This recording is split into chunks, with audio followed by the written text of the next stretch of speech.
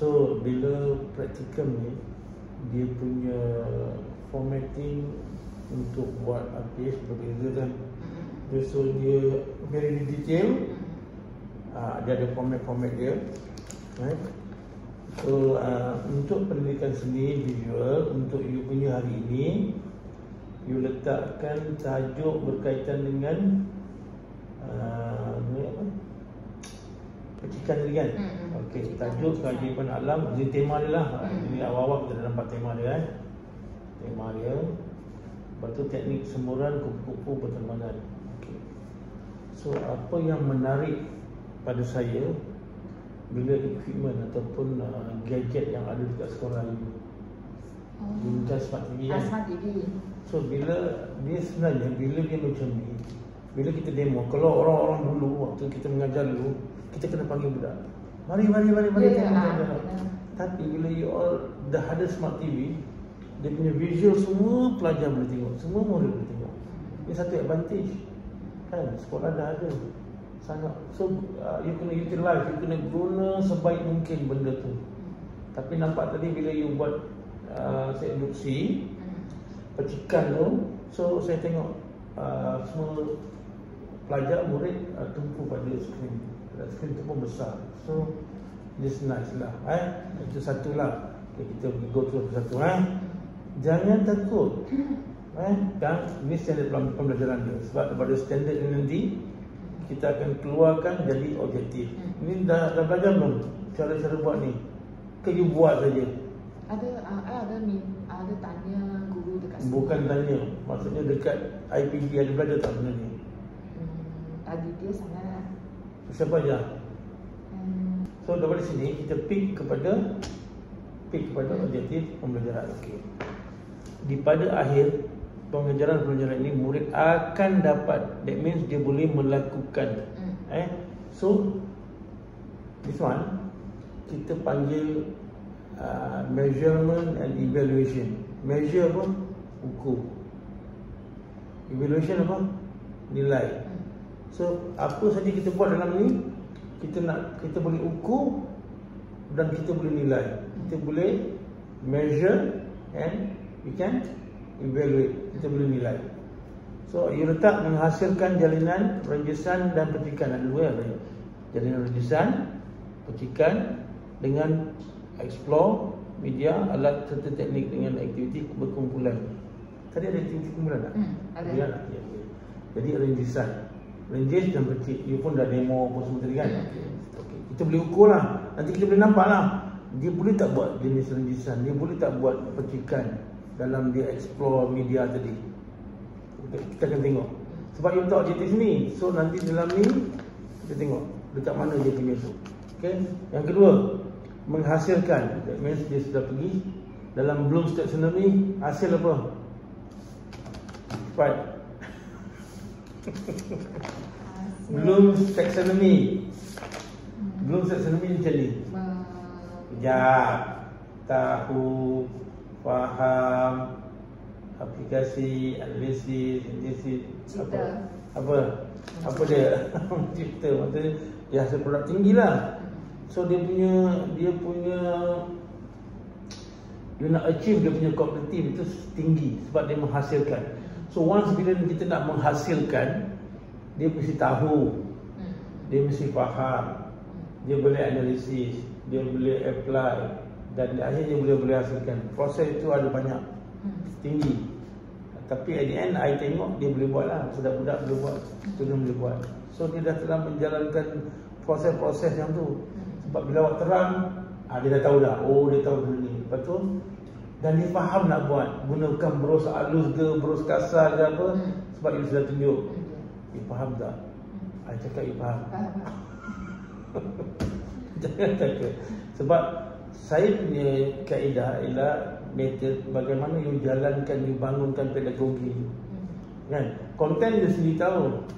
Kan? I tak tahu sangat konten sebab I belajar sendiri sikit, tapi the way you build up you punya pedagogi, you punya approach pedagogi, itu yang I nak tengok. Kan? Bukan ajar budak, okey, percik tak. No, dia ada ansur maju. Dia ada progress. step by step. Tahu pun on. Nak jadi cikgu kan? Memang minat. Okey. Objektif okey. Saya tengok boleh diukur, tapi perlu lebih, saya tulis ni perlu lebih spesifik. Rupanya you dah tulis kat belakang. Tadi agak nampak. You tulis kat belakang, inilah pengukuran refleksi. Berapa orang boleh buat. Tapi kalau you letak kat sini, dia agak-agak dalam berapa orang? Berapa orang sudah? 18 tadi. 18 kan? Tapi ada 3 orang tak datang. Tak apa, itu tak apa. Ni kelas pandai. Dekat sini ada dia apa streaming ke? Dia tak bahagikan murid kepada pandai dan tak pandai. Dia Apa campur. campur. So bila campur pun ada bagusnya sebab kita kena ada pedagogi terbeza tu. Kan? Sebab ada pelajar yang dia rendah, ada yang sederhana, ada yang tinggi. So dia punya gap tu jauh sikit lah nampak. Tapi overall semua macam pandai je. Tapi kelas ni okey lah. Kalau kelas lain dia nampak. I tengok dia ni okey. Banyak. So konsep pendidikan set induksi yang menarik dapat mencetus pemikiran kritis lah, maksudnya dia analisis tau. Bila kita nak tunjuk pelajar dekat TV, apa-apa saja visual, the main point is kita kena fokuskan dia. Kalau dia okey tengok saja, so tak ada panduan, tak ada guideline. Tapi kata okey, dia tengok dari segi warna, dia tengok dari segi apa dia punya apa dalam seni dia panggil apa? Garis-garis ke apa lagi? Jalinan ke apa ke. So sebelum ni dia punya pengetahuan sedia dia apa? Kat student. Dia dah tahu belum sikit-sikit. Kalau dia dah tahu, you fokuskan. Okey, cuba kesan, cuba tengok, cuba lihat, nanti dia akan fokus. Kalau kita just simply okey tengok, so dia tak ada fokus. Kan? Tapi kalau kita bagi guideline, dia tengok dari segi jalinan, tengok dari segi kontra, tengok dari segi warna, tengok dari segi apa, nanti dia akan fokus. Sebab dia nak dapatkan idea nanti. Sebab ni rentetan nanti ni, dia akan dapatkan dari segi idea. Nampak ni kan ada macam bintik-bintik, macam bintang kan. Itu penting tu. Okay? Sebab you buat macam ni, dapat mencetus pemikiran kritis. Okay. Demonstrasi yang baik sebab apa? Menggunakan smart TV. Semua sekelas ada. Ya, semua kelas ada. Dahsyat lah. Hebat lah. So, sekarang nowadays, bila kita dalam PDP kan, equipment pelajar ataupun murid, dia teknologi ni dia orang sangat suka, dekat dengan diri dia orang. Sebab dia dengan telefon, dengan apa semua kan. Dia orang suka tengok video, gambar. Okey, use orang seni. Itu tak apa Pavio cakap, teori Pavio. Nanti tengok cari apa Pavio kata. Bagaimana ada kaitan dengan skemata, bagaimana dia dapat menarik minat, bagaimana warna-warna, bagaimana motion atau pergerakan video itu boleh menarik minat. Tengok nanti. Lebih cepat ingat, lebih cepat hafal, baik. Sudah tadi cakap soalan dalam hal okay. Ini awak punya permulaan. Lepas saya induksi, kita bergerak sini. Okay. Guru menunjukkan demonstrasi cara dengan mengguna. Ini sangat menarik. Demonstrasi ini ialah gunakan teori apa? Demonstrasi. Kita kalau mengajar, kita panggil pedagogical content knowledge. Tahu? Okay. Pedagogical content knowledge. Maksud dia, kalau saya orang muzik, pedagogi saya adalah cara orang muzik. Kalau saya orang matematik, pedagogi saya adalah cara matematik. Sebab tu Schulman, tahu Schulman? Schulman ni adalah pakar ataupun yang create teori ni, pedagogical content knowledge. Kalau kita nak mengajar seni, kita kena ada pedagogi seni. Dia ada pedagogi dia sendiri. Konten ialah seni, pedagogi pun adalah untuk yang seni dia. So dia punya bulatan macam ni. Kita belajar matematik kan. Ini pedagogi, ini pendidikan seni. Ini pengetahuan tentang PSB, ini pengetahuan tentang pedagogi. Di sini. Pedagogi sini, ini sini. Ini yang kita nak capai sebagai seorang guru pendidikan seni. Kalau tidak, orang luar pun boleh jadi cikgu. Tanpa masuk tanpa masuk IPG, tanpa masuk universiti, orang luar pun boleh jadi cikgu. Dia tahu seni, tapi dia tahu tak pedagogi. Dia tahu tak tentang psikologi kanak-kanak. Dia tahu tentang sosiologi. Itu semua nak kena tahu. Kan? Sebab tu kita masuk dalam kita punya. Okey. Tetapi selepas daripada itu, ada satu orang, ada dua lagi pakar. Nama dia pakar dia ialah, ini Schulman Schulman. Awak cari nanti Schulman 1998. Schulman. Tetapi bila teori ini di-upgrade oleh Kohler. Kohler ni orang Jerman dengan seorang India, nama dia Punya Misra. M-I-S-H-R-A. Dia create satu lagi, dia jadi 3. 1, 2, 3. Ini pedagogi, ini ialah content, ini ialah teknologi. Jadi TPCK, inilah PCK. Pedagogical Content Knowledge. Ini Pedagogical Content Knowledge. Masuk ke teknologi. Tadi you gunakan smart TV, dah ada lah. So you punya kedudukan sekarang kat sini very high intensity dia punya. Nampak tak? Kalau saya sekadar nak terangkan saja tentang you mengajar apa, it doesn't make sense. Betul? Sebab you sudah lepasan universiti tu, kan? So I punya method kena berbeza lah sikit dengan pelajar PISMP. Nampak tak? Baik, tadi nampak proses ni menarik lah budak-budak buat. Cuma boleh tak I tegur sikit, jangan marah Boleh. Ini apa tu, PDP ni dia hands on tau. Hands on apa? Kita buat kan. Learning by doing kan. Learning by doing. Satu perkara yang sangat kita kena titik beratkan ialah first ialah keselamatan lah. Dua ialah kebersihan lah. Dia ada etik ketika PSB. Kenapa pelajar tak pakai apron? Ada suruh dia orang bawa, tapi hanya 1-2 boleh bawa saja. Oh, sekolah tak ada sediakan? Sekolah memang tak ada. Okay. So next time, bukan ini sekadar teguran, jangan marah tau. Sebab sebagai pensyarah saya perhatikan saja. Sebab dia melibatkan baju pelajar. Dia seronok, dia very. Dia orang seronok. Dia seronok, dia nampak bentuk kan. Wah, itu kan sebenarnya exploration yang bagi budak kreatif tau. Dia seronok tengok.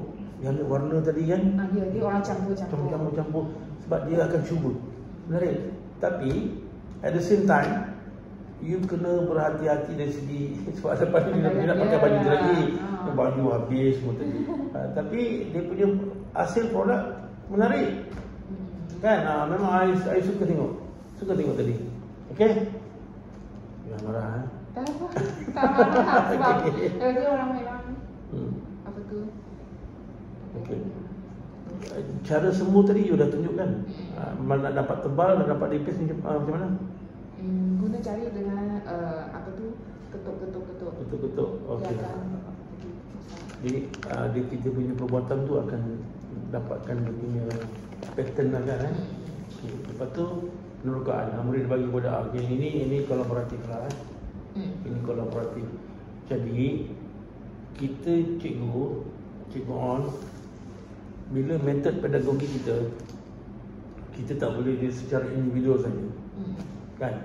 Kita kalau dalam kita panggil TS lah. TS ni team skill. Bagaimana kita melihat dalam kumpulan itu, satu kumpulan berapa orang tadi? 3 orang. Bila dia sharing knowledge, maksudnya kan dia ada idea, why not kita buat macam ni? Itu yang kita nak. Jadi orang akan sharing. Warna apa? Sebab ada pelajar dia macam kita panggil introvert tau.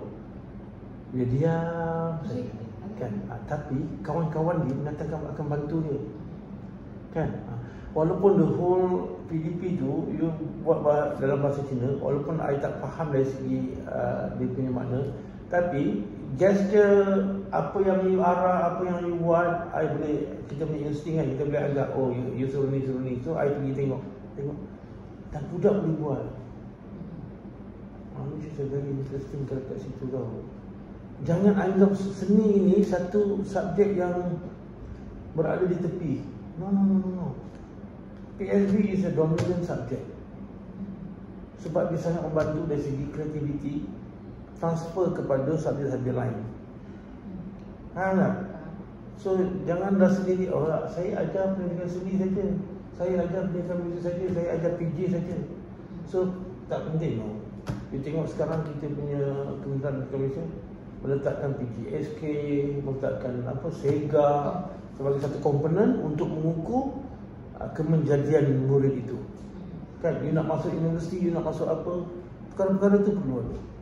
Soft skill dia. Kau faham tak? You dah macam anak-anak saya tau, same age dengan anak saya. Okey. Lain-lain, okey. Tadi satu lagi yang apresiasi kan nanti. Yang tu pun saya nak tegur sikit. Jangan marah. Boleh. Okey. Tak marah. Okey. Pemantauan untuk guna apron nanti lepas ni wajib lah. Sebab dia memastikan kebersihan. Penting tau. Lepas tu biasalah pendidikan seni ni dia memerlukan sedikit masa untuk kemas, untuk apa. Jadi kan take time tau. Okey, sedia apron, alat pelindung. Boleh tak tadi tu sepatutnya macam petikan, you pakai mask. Dia tak pakai mask. At least lah boleh pakai mask, jadi petikan tu tak kena dekat muka dia. Next time lah. So antara perkara-perkara yang kita boleh ambil kira bila kita menggunakan warna, menggunakan petikan, menggunakan apa. Kalau setakat untuk macam kita nak menggunting apa-apa tu semua, keselamatan dari segi jari apa. Tapi untuk yang petikan tadi ni, dia more kepada dia benda berair kan. Jadi kena baju, kena mata. So itu semua dari aspek keselamatan. Nanti tapi kira okey sebab budak tak main percik kat mata. Dia orang tak. Sebab tu you kena awal-awal kena very strict penegasan berkaitan dengan keselamatan. So ingatkan pelajar jangan main dekat mata, nanti kena. Itu penting.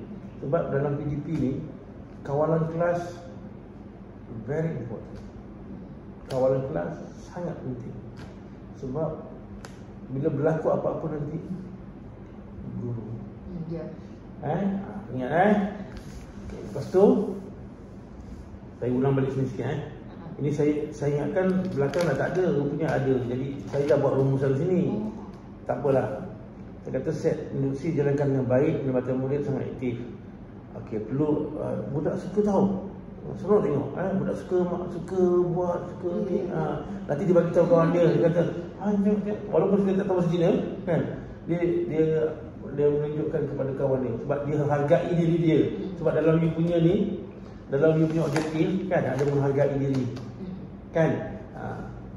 Apresiasi. Tengok iPhone ni. Okey. Lepas tu perlu perkukuhkan penjelasan tentang corak dengan tema lah. Ini saya baca dari sini sebab saya nak cakap, nak tengok awak cakap, saya tak berapa faham kan. Tak apa. Boleh. Sebab dari segi itulah kita budak kan dia seronok bila buat benda yang hands on kan. Okey, lepas tu dari segi sejauh mana you generate ataupun you cernakan idea supaya lebih nampak kreatif lagi. Tadi dia macam bukan copyright tak, dia lebih macam sama, tetapi ada yang berbeza. Kalau dapat kita expand lagi supaya dia punya idea dia dari segi pattern dan segi apa kan. Budak ni apa yang you tunjuk itu yang dia buat. Kita nak selain daripada dia tunjuk, kita tekankan okey you buat dalam kaedah yang berbeza lah. Berbeza sikit lah, mungkin you nak petik macam mana gambar supaya pattern tu berbeza sikit itu dipanggil creative thinking. Apa dia? Critical thinking and creative thinking. Critical listening, creative listening. Itu dalam muzik. Dalam seni visual macam itulah. Okay. Ini rumusan lah, salah. Okay. Ni my opinion pandangan saya lah, guru pelatih berjaya kawal kelas. You memang dapat jaga kelas yang baik. Setengah jumlah berapa orang? 18. So very lucky lah 18. Tapi kalau ramai kita tak tahu lagi macam mana. 18 is quite okay lah. Senang kawal dan budak-budak pun okey. Tak ada main-main, tak ada ambil ini pergi percik kat dinding, tak ada. Oh, tak ada. Tak ada. That's why kata pengawalan kelas sangat baik. Budak dapat ikut cakap. Nanti suara bagi jelas sikit nanti. Suara kan. Okey. Apa nak smart TV, okey. Perlu lebih peka aspek keselamatan. Ini kena titik beratkan. Perlu lebih peka aspek keselamatan dan kebersihan ataupun pakai apron. Maksudnya next nanti ingatkan pelajar bahawa setiap kali seni mesti ada apron, mesti ada apa, especially yang melibatkan jenis air. Apatah lagi kalau jenis gunting-gunting, so make sure nanti dia ada craft kan. Ada. Okey, kalau menggunakan benda-benda tajam tu, make sure pengawalan keras kena sangat penting. Boleh kan? Boleh. Takut dia orang main gunting. Takut. Dengan kawan. Okey. Cikgu nanti kena. Okey. Rumusan saya nak cerita pasal apresiasi. So tadi saya tengok you tunjukkan kepada budak kan, ada budak yang bagus kan. Bagus tu. Itu sebagai rangsangan kepada pelajar. Kau tunjuk yang dia buat pattern kan. You cakap apa tu? I tanya dia guna apa So alat good. untuk buat. Okey, Lepas lagi? tu dia akan cerita bahan apa, alat apa yang dia guna. Lepas tu kenapa you suka guna alat tu. Okey. Lepas tu dia akan cerita sebab dia punya texture lebih menarik ke atau apa. Lepas tu You ada puji tak dia? ada. Lepas tu I bagi dia stiker. Itulah complimentary. Itu dalam aspek psikologi. Kita bagi satu penghargaan kepada murid supaya nanti the next time dia akan lebih bersemangat. Itu ialah psikologi. So tu saya kata tadi, pedagogical content knowledge ini, orang di luar dia boleh jadi cikgu tanpa dia pergi masuk IPD, tanpa dia masuk universiti. Tetapi dia hanya tahu konten. Tetapi bila kita nak mengajar, kita perlu ada konten, kan, pedagogical content. Lepas tu knowledge kepada pedagogical, knowledge kepada content. Pedagogical, pedagogi yang sangat penting. Dalam kelas kita akan melihat secara tak langsung dari sudut psikologi pula. Satu you belajar psikologi kanak-kanak. 0 hingga 2 tahun budak boleh buat apa. 2 tahun hingga 5 tahun budak boleh buat apa. Sekarang tadi pelajar tahun berapa? Murid tahun berapa?